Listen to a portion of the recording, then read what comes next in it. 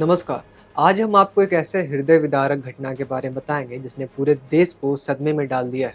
जी हाँ, दिल्ली के ओल्ड राजेंद्र नगर, जहाँ लाखों छात्र अपने सपनों को साकार करने की तैयारी करते हैं, वहाँ आई बाढ़ के कारण 3 स्टूडेंट्स की जान चली गई।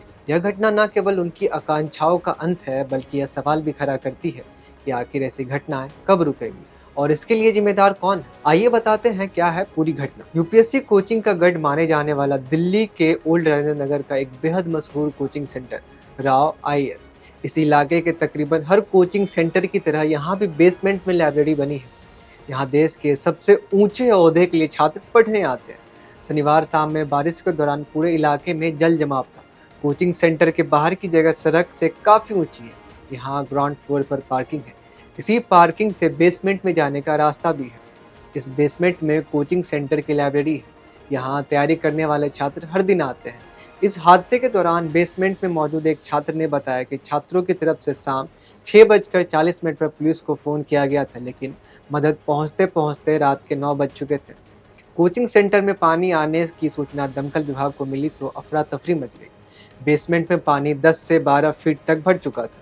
रस्सियों के सहारे छात्रों को निकाला जाने लगा। एनडीआरएफ की टीम भी मौके पर पहुंची, लेकिन 3 छात्रों का पता नहीं चल रहा। तलाशी के दौरान गोताखोरों की मदद ली गई। रात के करीब 1:30 बजे तक 3 छात्रों का शव बेसमेंट से निकाला जा चुका था। पानी निकलने के लिए पंप लगाए गए। पूरी रात बेसमेंट में पानी निकालने का काम चलता रहा। दिन निकलने तक ड्रेनेज की सफाई का काम जारी था, लेकिन सवाल ये है कि बाहर जब बारिश की वजह से जल जमाव था तो कोचिंग सेंटर का प्रशासन क्या कर रहा था। कोचिंग में पानी की निकासी के क्या इंतजाम थे। आखिर कोचिंग संस्थान को इतना गैर जिम्मेदार होने की हिम्मत कहाँ से आती है कि लाखों की फीस लेकर भी छात्रों की जिंदगी से खिलवाड़ करने में वे नहीं डरते। क्या यहाँ बेसमेंट में लाइब्रेरी चलाने की अनुमति ली गई थी? यदि नहीं तो पुलिस प्रशासन क्या कर रहा था? क्या पहले इस पर ध्यान नहीं दिया गया, जबकि इस पूरे इलाके में इस तरह के बेसमेंट में लाइब्रेरी धड़ल्ले से चलाई जा रही है। इस हादसे के बाद पुलिस ने भले ही कोचिंग सेंटर के मालिक अभिषेक गुप्ता और कोऑर्डिनेटर देशपाल सिंह को गिरफ्तार कर लिया है, लेकिन असली गुनहगार सिस्टम है। यदि सिस्टम सही होता तो इस तरह का हादसा कभी नहीं होता। आज उन 3 छात्रों के घरों में मातम है जिनकी इस हादसे में जान चली गई। जरा सोचिए क्या गुजर रही होगी उस परिवार पर जब उनको खबर में यह दर्दनाक मंजर देखा होगा। क्या बीत रही होगी माँ बाप पर जिसके सपनों का संसार की अकाल मृत्यु हो गई। दिल्ली हो या कोई दूर दराज इलाके, देश की सबसे प्रतिष्ठित सरकारी नौकरी की तैयारी के लिए लाखों छात्र हर साल दिल्ली आते हैं। इन्हीं में से नेविन डॉल्विन, श्रेया यादव और तान्या सोनी भी थी।